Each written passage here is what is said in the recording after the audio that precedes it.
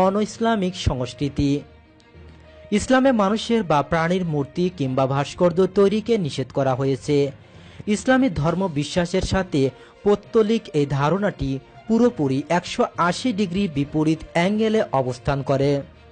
কিছু কিছু ব্যাপার আছে যেগুলো ইসলাম খুবই স্ট্রিক্ট, ফলে সেসব ক্ষেত্রে সামান্য ছাড় দেওয়ারও কোনো সুযোগ নেই। শিরিক তন্মধ্যে অন্যতম।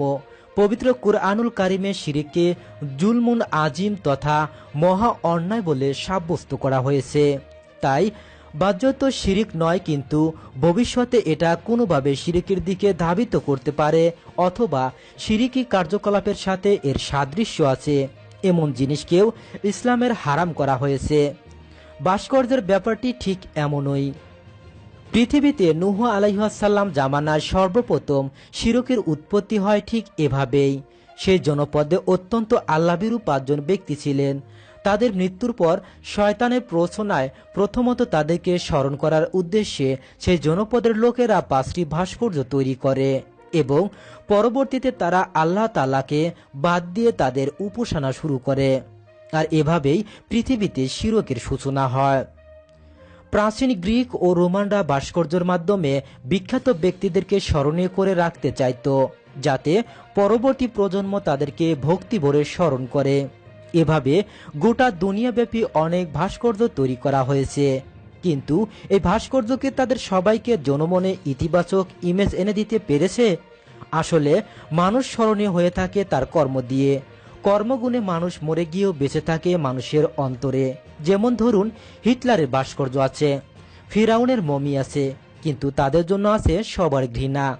অন্যদিকে আল্লাহ রসুল সাল্লাল্লাহু আলাইহি ওয়াসাল্লাম এবং তার খলিফার ভাস্কর্য নেই, এমনকি কোনো ছবিও নেই, কিন্তু 1000 বছর পরেও বিশ্ববাসী তাদেরকে মনে রেখেছে, মনে প্রাণে তাদের আদর্শ হৃদয়ে ধারণ করেছে।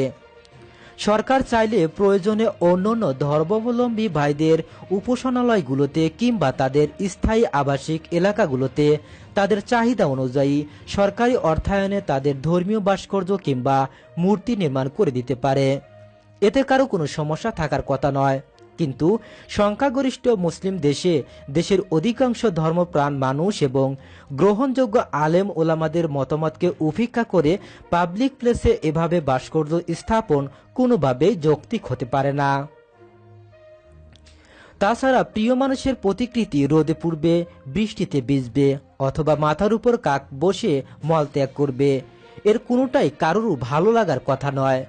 মুক্তমনা ও প্রগতিশীল দাবিদার দ্বারা এতদিন কুরবানি না দিয়ে সেই টাকা গরিবদের মাঝে দান করে দেওয়ার কথা বলতেন, তাদের কেউ কি ভাস্কর্য না বানিয়ে সেই টাকা গরিব দুঃখীদের মাঝে বিতরণ করে দেওয়ার কথা বলছেন? করোনাকাল ব্যাপকভাবে মানুষে খাদ্য ও চিকিৎসা সংকটে ভুগছে।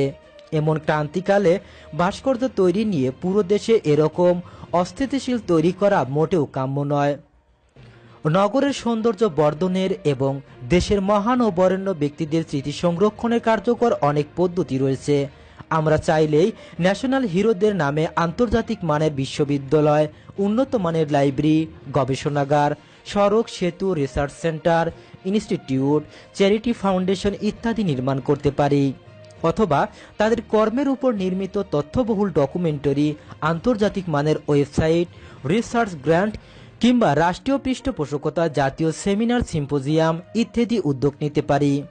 এতে করে দেশের উন্নয়ন হবে, দেশের উপকার হবে এবং স্মরণীয়রাও আরও স্মরণীয় হয়ে থাকবেন। মুক্তমনা ও প্রগতিশীল দাবিদার যারা এতদিন কুরবানি না দিয়ে সেই টাকা গরিবদের মাঝে দান করে দেওয়ার কথা বলতেন, তাদের কেউ কি ভাস্কর্য না বানিয়ে সেই টাকা গরিব দুঃখীদের মাঝে বিতরণ করে দেওয়ার কথা বলেছেন? এমন প্রশ্ন তুলেছেন মিজানুর রহমান আজহারি।